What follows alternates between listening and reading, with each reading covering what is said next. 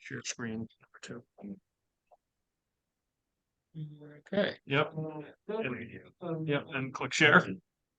All right. Any presentation up there. I'll figure it out someday.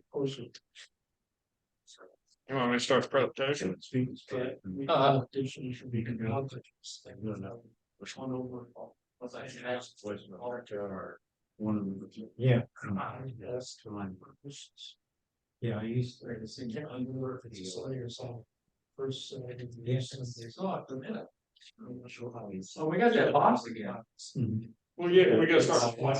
Kind of died. Right there is For what it was many years ago. Right. I mean, all this out. I'm good. You said, you know, just what I offer, like 3 days, everything. Was amazing. Can you guys see it on Zoom? Not ready. Yeah, it looks good. Okay. All right, we're going to talk about AC and RF energy and real circuits. A little bit about skin effect, electromagnetic fields, reactive power, and power factor. There's a lot of questions about that, so you've got a probably 50-50 chance to get one of those. And a little bit about microstrip. Okay, so we know that capacitors, inductors store and return energy, particularly if they're lossless. So the voltage and the currents across and through them are changing, particularly in a resonant circuit, but in any kind of alternating current, you're going to have that effect. So capacitors, we know, store their energy in an electrostatic field. So anytime basically that you have potential on some conductor or plates, you generate an electrostatic field. So, which is why almost everything has some amount of capacitance, because you have an electric field between that conductor and something of the opposite charge. So during the positive portion of the AC cycle, the capacitor is going to store its energy, and the negative portion, it's going to return that energy back into the circuit. So the same amount of energy that went in comes back out, so there was no work done.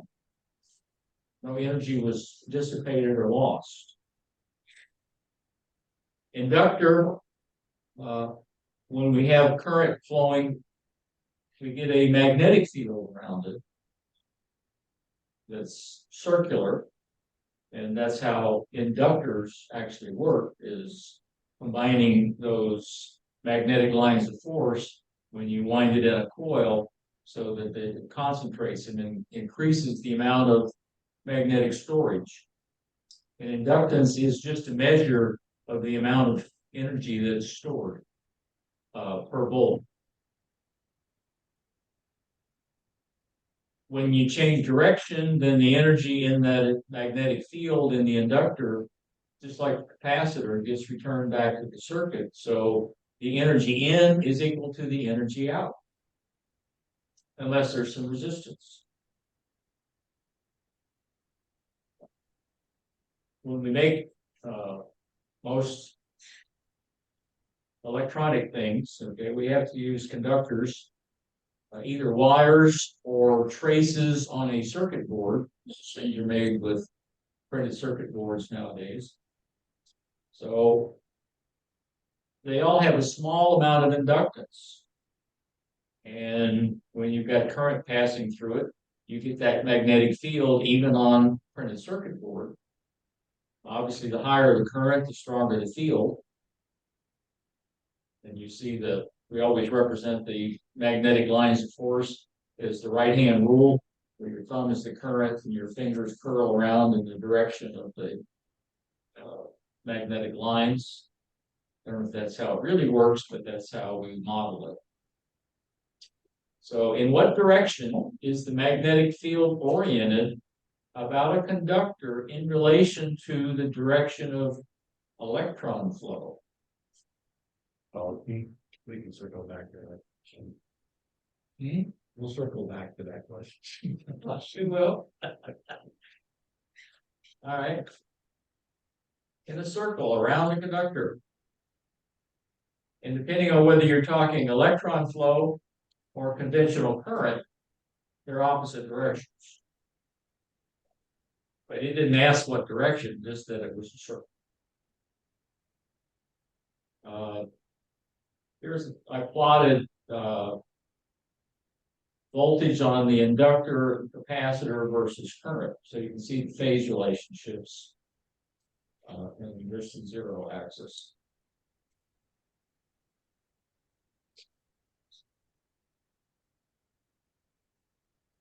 And we have a purely resistive circuit. It's where we generate real power because all of that energy is dissipated in that resistor. When we plot it, we have voltage, we have current, and the actual power, okay, is I squared R. Okay, and we actually get a power curve like this. So the average power is kind of halfway in between. So even when it goes negative, because we're using I squared R, okay, the power becomes positive when you square the negative voltage and current.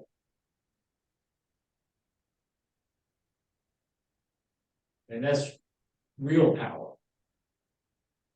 Now, when we have reactive power, okay, or non-productive or imaginary power, there's no work done, there's no power dissipated. So when we have ideal inductors and capacitors, they store the energy, but they return essentially all the energy back into the circuit. So there's no dissipation. And in this case, we've just got an inductive circuit, okay? And we look at the voltage and currents again, we see they're not in phase anymore because it's a reactive component. But when we do the power, okay, it averages zero because the power in and on this cycle comes back out on that cycle, just the opposite. So there's no energy dissipated. So the power actually, real power would be zero. Now the apparent power is going to be the product of the voltage times the current. So you can have a high apparent power and zero real power. I learned that when I was in college and worked at the power company. We had a big network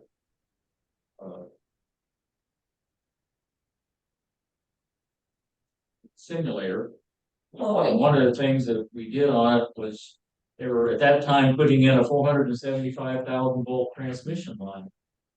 And when you apply voltage to it with no loads on it, it took 2 megavars of apparent power feeding an open high tension transmission line. So what is reactive power?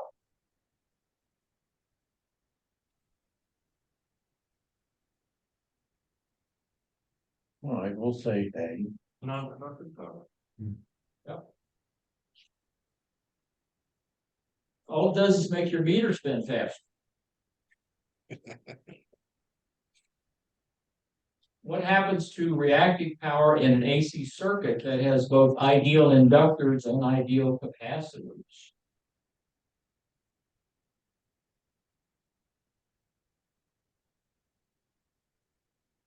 Nothing's this. It's not dissipated. Right, you just go back and forth. Yeah. Kind of like Congress.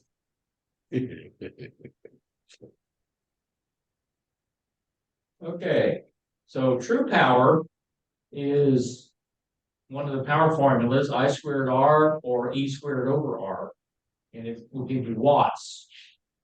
If you do reactive power, where you do I squared X or E squared over X, okay, will give you volt amps reactive or VARs. if you do apparent power, which is a combination, or you're just doing I always think of it as your current times the voltage, but you can do it as the I squared over Z or E squared over Z. And that'll give you volt amps or apparent power. So in one of these, it should show. In this case, we've got a 100 ohm resistor and a 15.9 ohm inductor. So the real power is going to be the current squared times this resistance. The apparent power is going to be the voltage across the circuit times the current through it. Well, back up on the screen.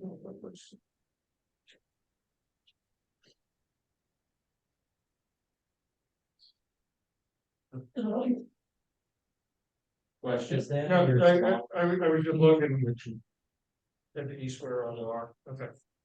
Is that in your slides? This one? Yeah. Oh, So here's a plot of that circuit.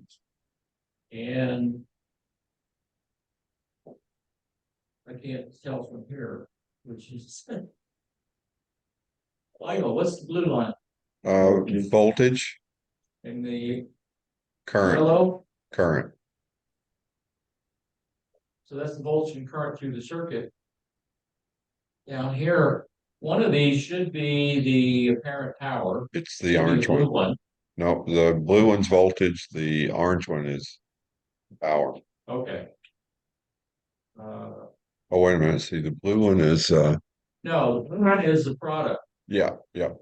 So it's volts times current. So Yeah. that's apparent power. So you can see that it's relatively high.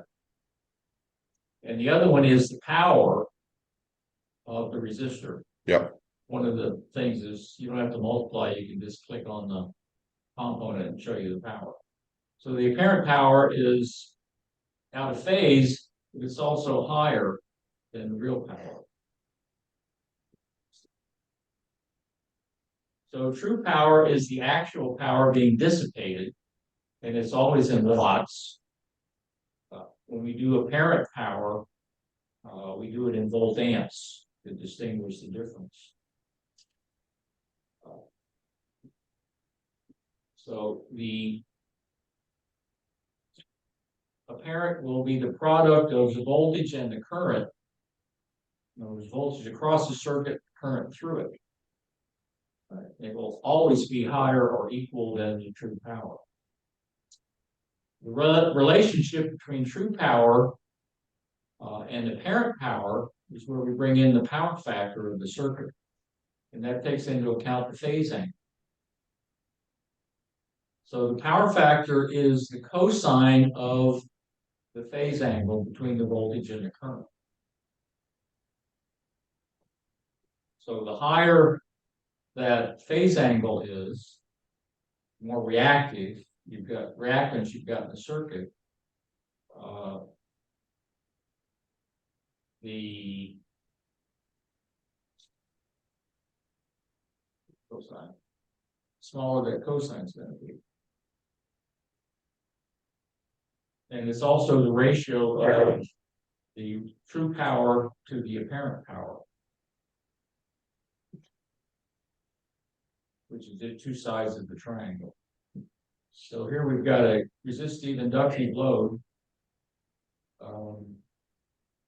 I stole these charts, so I can't take credit for not. True power, they're doing I squared R, and they got 119 point something watts, because that's the power through the resistor. The reactive power in the inductor is 119 bars, and the apparent power through the circuit is 169 volt amps, but we're only dissipating 119 watts. So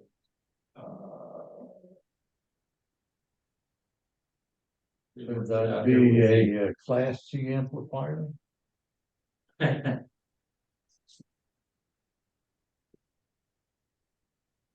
We don't get to those this week, Byron. Okay, so. Not sure. Point going through these, they're just showing the calculation for the voltage divided by the impedance given a current.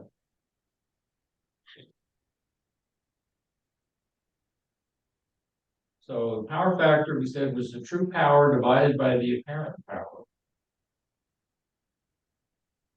And we knew it was 119 actual watts. We had 169 volt amps. So the power factor is 0.705. It's not quite 707, which it would have made it 45 degrees. They picked some odd numbers, but and we can see that if we use the right triangle. The apparent power, okay, is just like we were doing reactance. So it will be the magnitude of that, or the hypotenuse of the triangle. The reactive power is the vertical, the true power is the horizontal. So we can do that cosine function of the angle.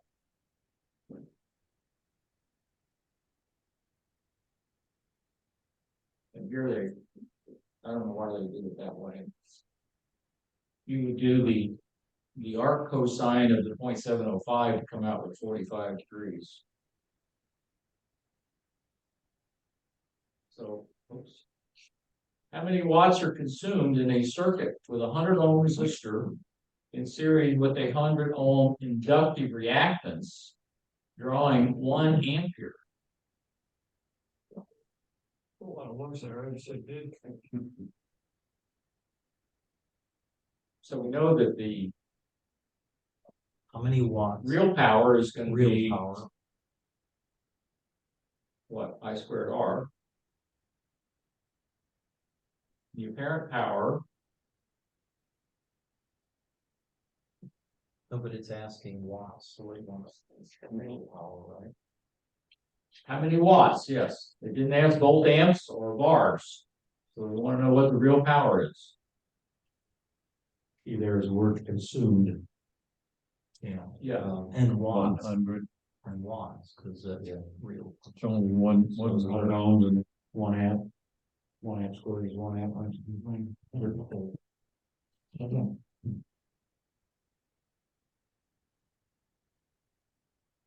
So true power is the apparent power times the power factor, or it's the true power divided by the apparent power. And the power factor is the cosine of the phase angle between the voltage and the current.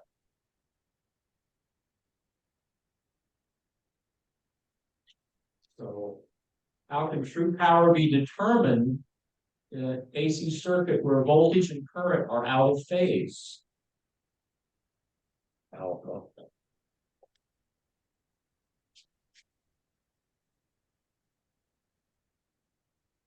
Alpha? Yep, alpha jack. Sounds good. Multiply apparent power by the power factor. How many watts are consumed in a circuit having a power factor of 0.71 if the apparent power is 500 volt amps? 71% of. Right. It's so big. So it's around 350 watts, right? Yeah.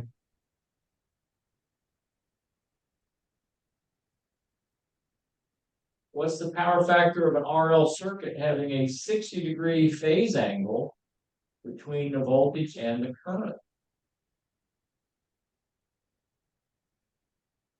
It says cosine of the phase angle, right?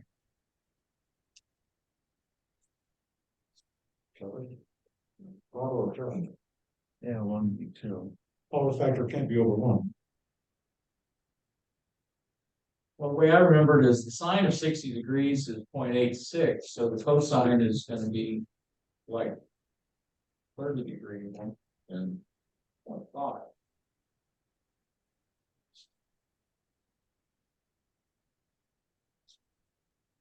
Yeah, you can never have the real power doing more work than the internal power. So you eliminate two right away, it's qualified, but never one.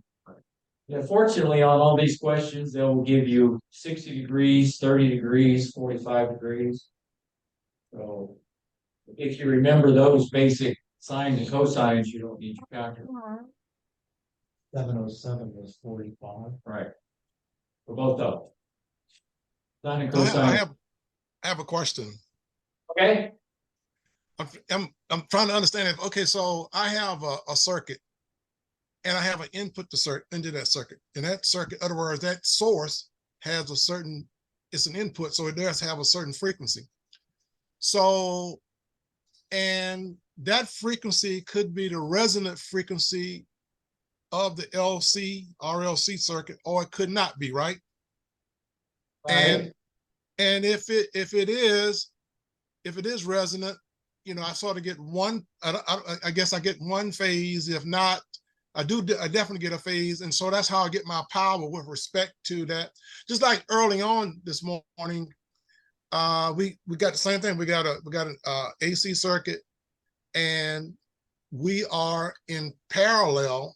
I remember one situation where there's no current at the input source, but all the current was within the circuit.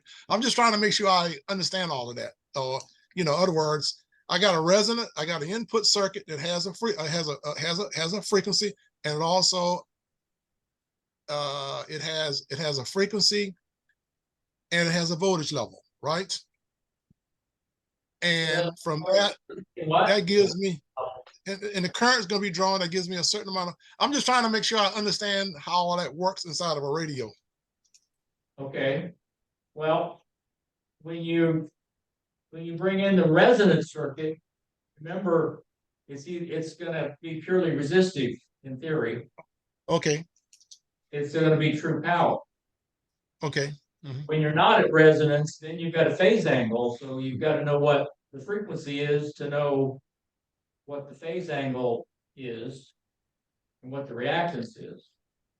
Right, and that's because the reactance, the reactance of the circuit does not equal to the input frequency, right? And that's why that happens. Well, the reactance is going to be a function of the frequency. So the total reactance is going to be the difference between the inductive and capacitive reactances at that frequency. So as you vary the frequency, you know, you're going to go from probably inductive reactance down to 0 at resonance, and positive reactance, I think capacitive reactance as you go on up. Well, I'm trying to make sure I understand. In other words, the source itself, which is the input, is a certain frequency. Right. And the fact that I got capacitors and inductors in there, that's a natural frequency associated with those particular components that don't match the input frequency, right? Well, and there's okay. a point where I can make them match, right? In other words, I can put the right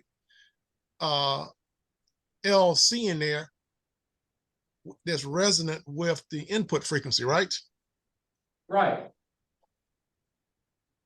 so. The space of using a matching unit for your antenna would be a practical application. And if you're not matching well and you have some reactance left over, it'll show how much power is actually going to be radiated as real power and how much power is going to be wasted. So it's Okay, that's yeah, okay. Okay. I'm just trying to get that relationship, you know, I mean, to kind of understand what's going on.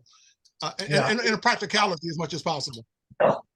yeah, so it relates a little bit to SWR on your antenna and your matching network to your antenna. How much radiated power versus power going into it would be one way to look at it. Okay. Did that answer your question? Yes, thank you.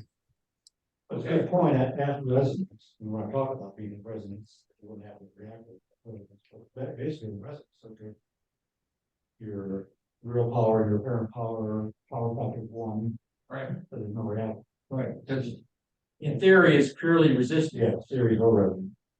Yeah, I don't think I had any of these questions, Mike, it's my extra, Well, good chance you didn't. yeah. But But that's where it's gonna go back to, when rubber meets the road. We have electricity when. Yeah. Yeah, I'm not saying anything. Yeah, power factors. Okay, so. Did I skip ahead?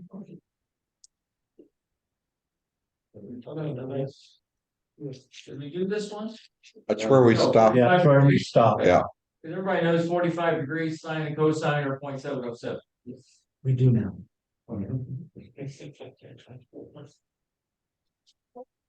What's the power factor of an RL circuit having a 30-degree phase angle between the voltage and the current?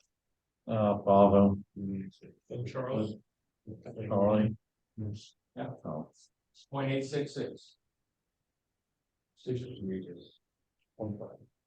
How many watts are consumed in a circuit having a power factor of 0.2 if the input is 100 volts AC at 4 amps?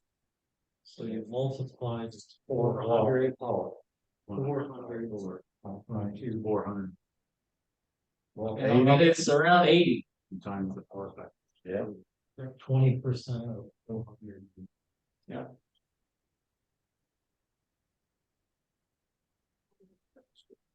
Yep. There has to be a common sense factor. Yeah, they have an awful lot of these. I was kind of surprised that there's so much about power factor. Real and apparent power. It's more So, like Is that, AC power is where you worry more about this. is that mostly because of antennas and describing I don't know. how efficient your transfer of energy and how much is actually effective? And how much is actually being wasted, you know, the difference between the two? If there's reactances in your antenna system, Right. you have a certain amount of apparent power going in. Well, in How a much perfect of that world, you is would really want your doing the work? antenna to be 50 ohms resistive, Right. but we So don't live there. that really adds credence to why we're looking at this because of antenna systems. So we have a circuit. Wants to know how many watts we're consuming. So they want to know real power with a power factor of 0.6. If we have 200 volts AC at 5 amps, and in all of these, we assume we're talking RMS volts AC. 1,000 volt amps, 1.6. Yeah. That's a hard one. Now it's hard. Okay, skin effect. So let me ask one other quick question. Okay, so I have real power and power. I'm going back to, you mentioned a transmission line. In other words, if it was pure, maybe like at zero, then, I wouldn't have a power factor. It would be one, right? In other words, I'm only concerned with a power factor because the transmission lines, themselves have an inductance and a capacitance, because it's not pure, right? And so that's why I have this power factor, right? Well, all right, a transmission line like coax or twin lead, if it's terminated on both ends in its characteristic impedance, it looks like 50 ohms resisting. Okay. And have inductance, but that's only when it's terminated in its characteristic impedance. And But what you transfer to a balance, that's an unbalanced system that's terminated, but once you go unbalanced to balance, then you enter. well, but if you're not at the characteristic impedance, then the transmission line doesn't act at its characteristic impedance. My grandson drives his car, he's fine. When I get to a finish. And that's why, I have to determine power factor, right? To know how much power I'm gonna get out because of that. Well, at best, when you're perfectly determined, you got a 50 ohm transmitter. Say you had a 50 ohm resistive antenna and you're using 50 ohm coax, you're only going to get half the power. I mean, that's the most you're going to get because of 50 ohms and 50 ohms. You're going to lose half of it at the source and the other half in your antenna. And assuming you have perfect coax, you're not going to lose any on the way. Now, in the real world, you've got loss in the coax. Okay. Please, back next week. And the coax is a series inductor with parallel capacitors, look like little pi sections, infinitely long. So the energy in that coax is going back and forth between the inductance and the capacitor. And the way they determine the characteristic impedance of the transmission line, the definition is if it was infinitely long, that's what it would appear as the characteristic impedance. You don't have to worry about termination if you make it infinitely long. Just a little factoid that's not on the test. But when you're not terminated in the characteristic impedance, then all bets are off and things get messy. And that's why you use a matching network to try to compensate. And basically what the matching network does is come up with the complex conjugate of whatever the reactance is you're trying to match. But we're getting ahead of things. So, did that answer your question at all? Yes, that gives me an idea of, I think that, I noticed like when you take the class, you can also look at other reference materials to get a little bit better understanding, you know what I mean, as you go along. And so I'm just trying to pick up as much a general understanding outside of just trying to answer the questions, you know what I mean? So, but that gave me something to think about though. Okay. So we were talking about skin effect and high voltages and high frequencies, and high frequencies have more energy, and it kind of forces the free electrons, I think, to repel one another, so they tend to go to the surface. And that's what we call the skin effect. And the higher the frequency or higher the voltage, because it happens at on transmission lines at 500,000 volts, it's all on the surface. And because of that, you have much less cross-sectional area because the center of the conductor is not conducting. Those electrons down there are just kind of watching things go by.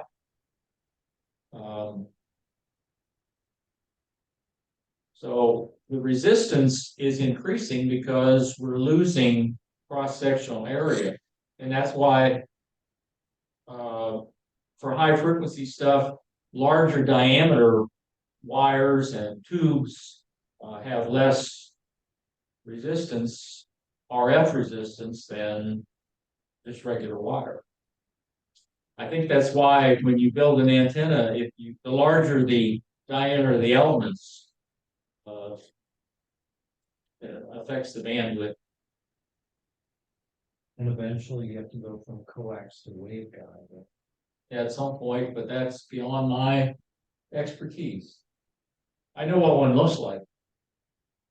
I wouldn't know how to use it.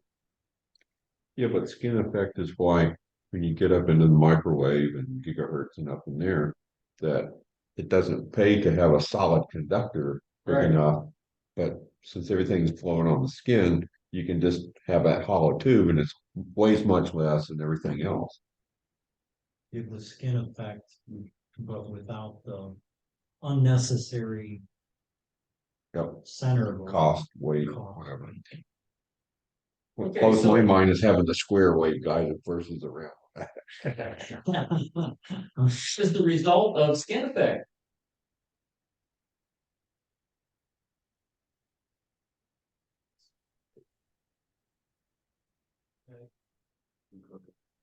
Alpha. As the frequency increases, the flow in a thinner layer of the conductor. Okay, so also at high frequencies, we have inductance. And the higher the frequency, the more that comes into effect. This is just showing the formulas for calculating the inductance in a wire or in a flat strip. For instance, this is the formula you'd use to calculate the inductance of a printed circuit route. And that would be part of the equation for figuring out how to make it a transmission line. Because you'd look at the dielectric between that and the ground plane and figure out what the capacitance is and go through all those formulas to come up with the right width and thickness and stuff to make it if you wanted 50 ohms per se, which is probably what you would do for high frequency. Because circuits like the MMICs are 50 ohms in and out, the real high frequency components. Okay, so the inductive reactance is going to increase with frequency. And that's going to give you a phase shift along the line. So the higher the frequency, the more you need to worry about lead lengths, which is why they've gone to surface mount components for high frequencies, because the old through-hole components, the leads start, maybe approaching quarter wavelength in some cases, Yeah. for really high frequencies. And again, here's the inductance formula for a piece of wire, if anybody cares. It's not on the test. Basically, the fact that inductance, the reactance increases with frequency, and the inductance increases with the length of the path or the wire. So why is it important to keep lead length short for components used in circuits for VHF and above? We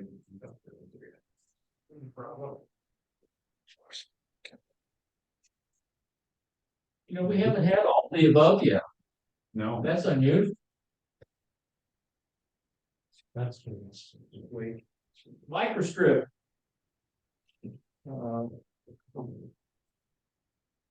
That printed circuit traces start to look like transmission lines, whether you want them to or not. Yeah. So in order to control it, you do have to worry about what the dielectric is, thickness of the board, the width of the traces, the actual thickness of the trace, whether it's 1 ounce or 2 ounce copper, things like that, to be able to make it into a transmission line, which are constant impedance.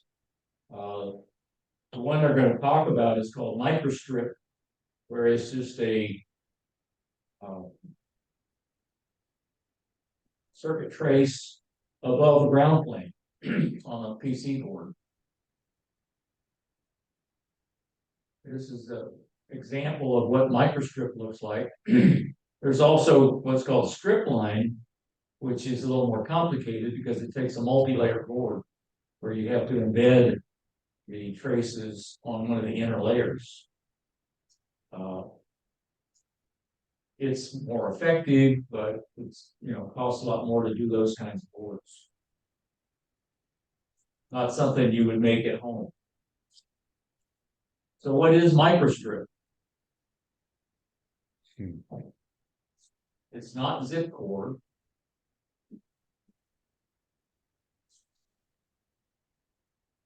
It's gotta be D. Delta.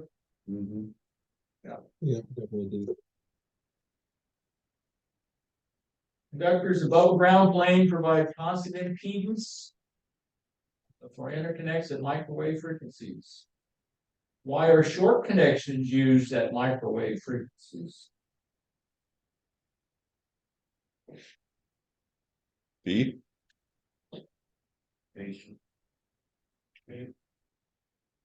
B. Reduce phase shift.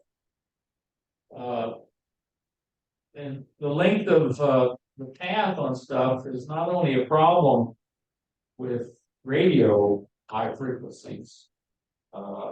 It's a big problem in integrated circuits for high, your processor in your computer. That's one of the real challenges is because they have to worry about the length of the connection between the little transistors and other components in there at the speeds they're running at when you're talking, 3, 5 gigahertz processor. That's some very short connections. Okay. Moving right along. We got 3 more questions to go. All right. 3 questions, like 3 sections, or Yes, it's one and the same.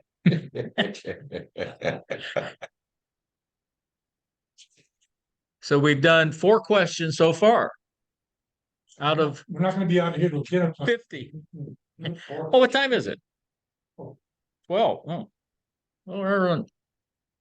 See, I wasn't sure, and we're not speeding along, but But you've got your people that are participating now, too. yes, we do have, but I can't find my mouse. Well, I'm looking out here, and it's right, it was up there, now it's down here. It's right there. There you go. Yeah, I'm trying to find stop share on. Well, that's the other screen. You need to be down here to do that or something? I don't know. Oh, there we go. There we go. It sort of disappears. Oh shit! I stopped the share again. Ah, damn it! Not what I wanted. Now you want to stop the recording, right? Yeah. Next one.